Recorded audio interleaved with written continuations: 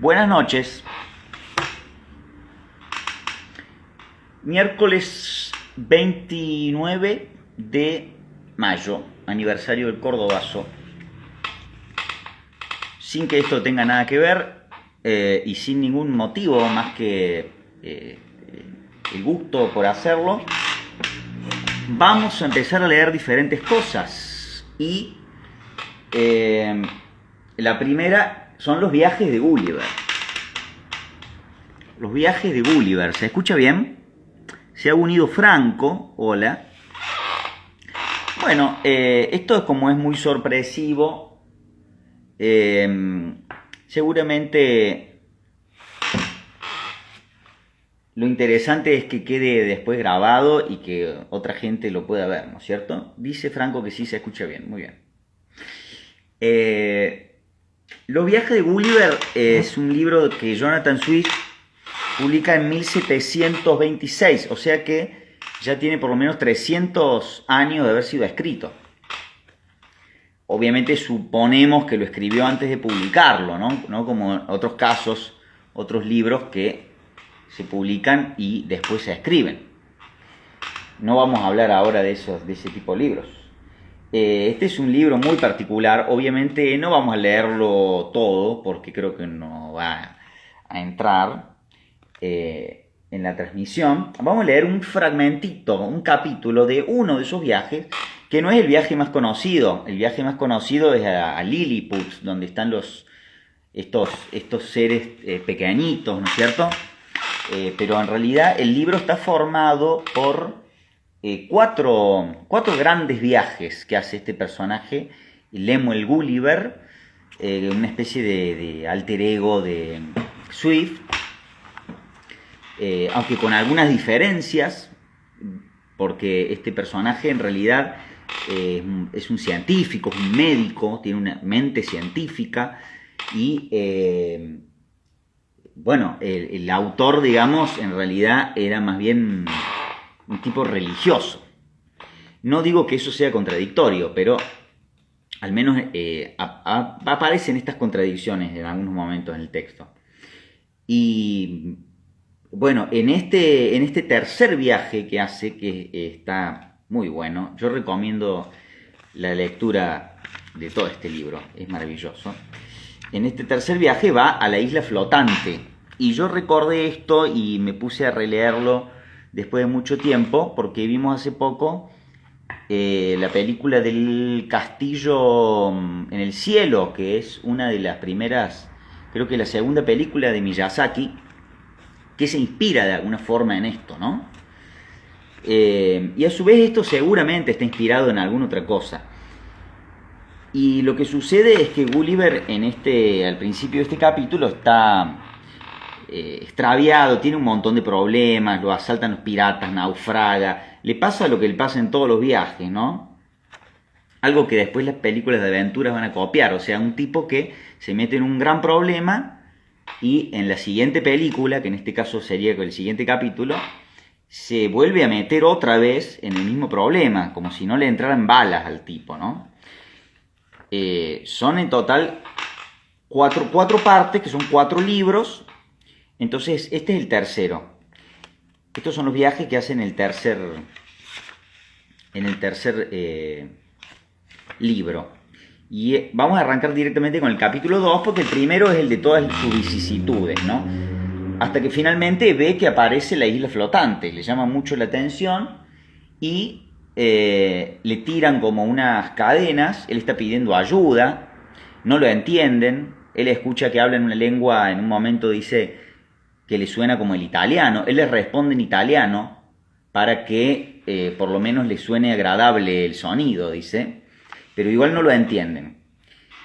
Pero dice, era tan desoladora mi condición, era tan patente que estaba pidiendo ayuda, que lo entienden y lo elevan sobre esta gigantesca isla flotante, que más adelante va a explicar cómo flota con todo un sistema de imanes que tiene adentro, bueno. Y lo que me llama la atención a mí, que es lo que voy a leer ahora, es la descripción de cómo es esta sociedad que vive en esta isla flotante. Es una sociedad cuyas mentes también viven flotando en cosas abstractas y viven en la teoría y no logran concentrarse en las cosas más prácticas. Entonces vamos a arrancar ahora sí la lectura. Bueno, Gulliver está entonces entrando en este momento, llegando por primera vez a esta isla flotante. Dice: al apearme fui rodeado por una muchedumbre, pero los más próximos parecían los más distinguidos.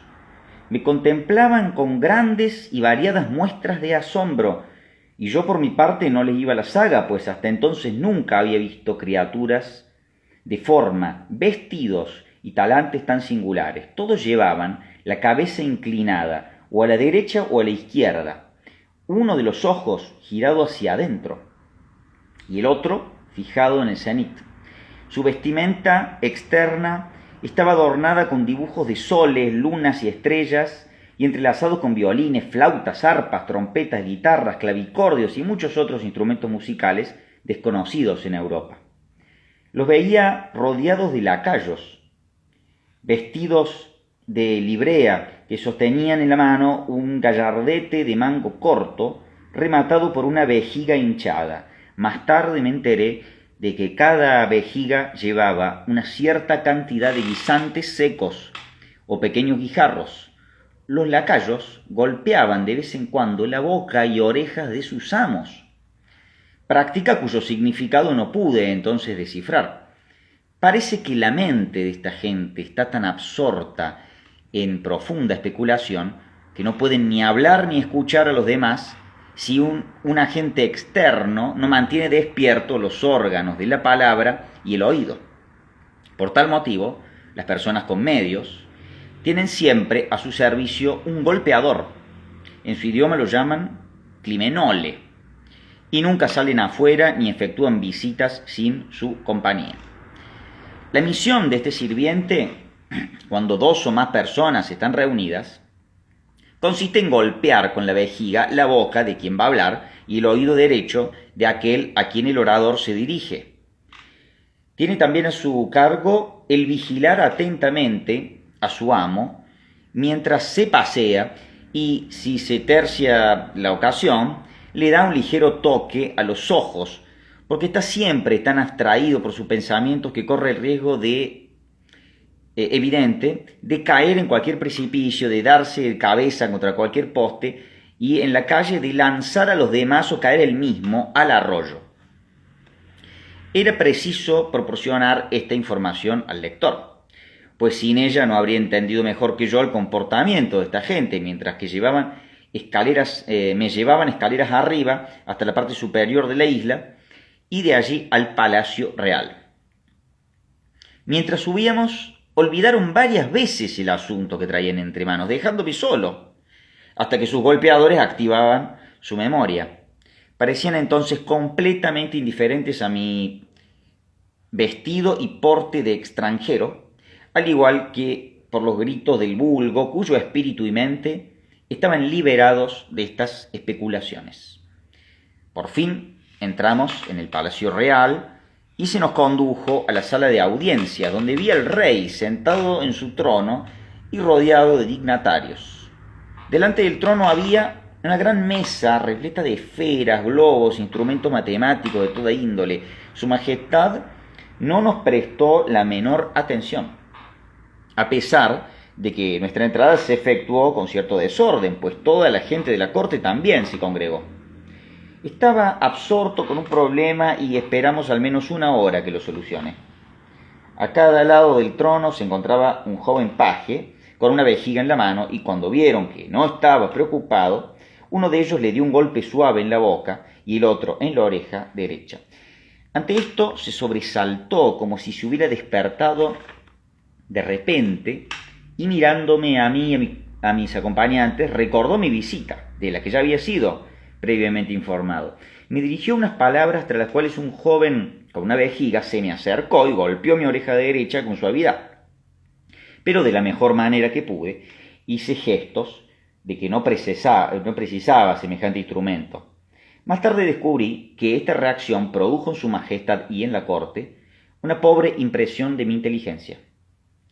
Por lo que pude colegir, el rey me hizo varias preguntas y yo le contesté en todos los idiomas que sabía. Cuando se cercioró de que no podía ni entender ni ser entendido, por orden suya se me condujo a uno de los aposentos del palacio. Este príncipe se destaca de sus predecesores por su hospitalidad con los extraños, donde pusieron 2 criados a mi disposición. Me trajeron la comida y 4 de los dignatarios que rodeaban al rey me hicieron el honor de compartir mi mesa. Hubo 2 servicios de 3 platos cada uno. El primero nos dieron espalda de cordero cortada en triángulo equilátero, un pedazo de buey en forma de rombo y una tarta en forma de cicloide.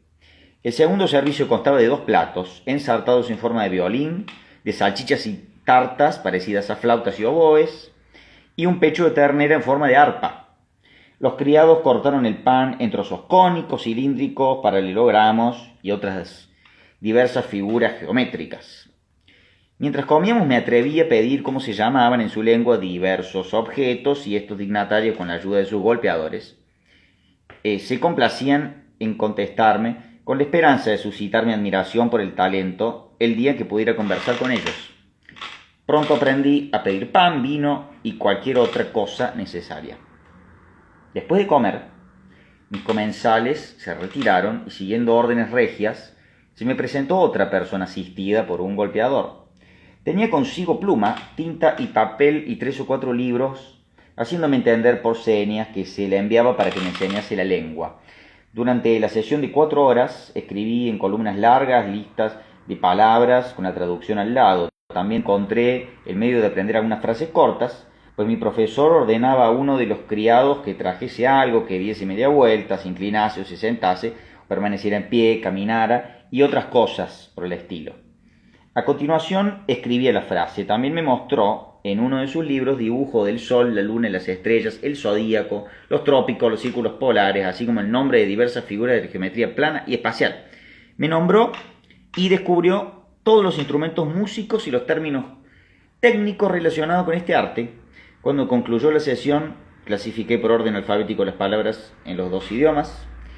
Gracias a este método y a mi feliz memoria pude comprender en pocas horas los fundamentos de esta lengua. La palabra que yo traduzco por flotante o isla flotante corresponde a Laputa en el idioma original, cuya verdadera etimología fui incapaz de descubrir. Lap es un arcaísmo y significa alto, y untu equivale a gobernador. La forma Laputa es una corrupción de Lapuntu, pero no me gusta esta interpretación, que parece algo forzada. Me atreví a ofrecer a los eruditos nativos una interpretación personal. Laputa era quasi lap outed. Lap significaba exactamente la reverberación de la luz solar en el mar, y outed, un ala. Pero no garantizo esta etimología, la someto al juicio del lector. Los mentores reales que me atendían observaron el mal estado de mis vestidos e hicieron venir un sastre para que me tomara las medidas para hacerme uno. Este especialista utilizaba procedimientos distintos de los usuales en Europa. Determinó en primer lugar mi altura con la ayuda de un cuadrante, a continuación comprobó las dimensiones y forma geométrica de todo mi cuerpo, consignó todo por escrito y al cabo de 6 días se presentó con un traje pésimamente confeccionado y deforme por un error en sus cálculos. Pero me consoló el ver cómo semejantes incidentes eran cosas frecuentes y no se los tomaba en consideración. Mi diccionario se incrementó en gran manera los días en que permanecí recluido por falta de ropas y por una indisposición. Cuando en fin aparecí de nuevo en la corte, comprendí bastante bien muchas de las cosas que el rey decía y fui capaz de contestar más o menos bien sus preguntas. Su Majestad había ordenado que la isla se desplazase hacia el norte-noreste sobre la vertical de Lagado, la metrópoli de todo el reino, abajo en tierra firme.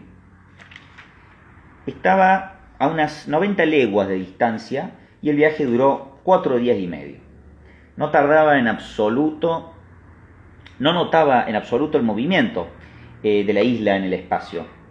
Sobre las 11 de la segunda mañana el rey hizo preparar los instrumentos músicos y él personalmente, junto con la nobleza, cortesanos, dignatarios, los tocaron durante 3 horas seguidas, de modo que el ruido me aturdió. No hubiera podido descifrar su significado sin los informes de mi tutor. La gente de la isla tiene los oídos adaptados a la música de las esferas, que siempre se hacía sentir en un periodo determinado y cada uno de los cortesanos sabía acompañar la música celeste con su instrumento favorito. Durante el trayecto hacia el Agado, la capital del reino, su majestad hacía parar la isla sobre ciertas ciudades y poblaciones para recibir las peticiones de sus súbditos. A este efecto se dejaban caer cuerdas con pequeños pesos en el extremo. La gente sujetaba las peticiones y cuando se izaban los cordeles semejaban colas de cometa. A veces nos entregaban vino y víveres y se subían mediante poleas. Mis conocimientos matemáticos me sirvieron de gran ayuda para aprender su fraseología tan fundamentada en la ciencia y música. Esta última no soy un advenedizo.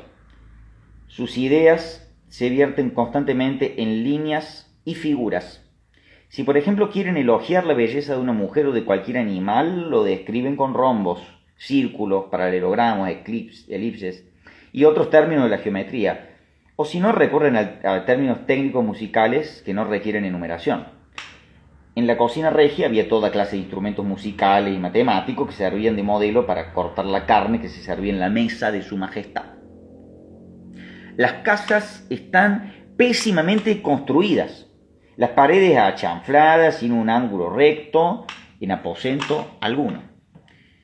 Este defecto reside en su menosprecio para con la geometría práctica, que la rechazan por vulgar y artesanal.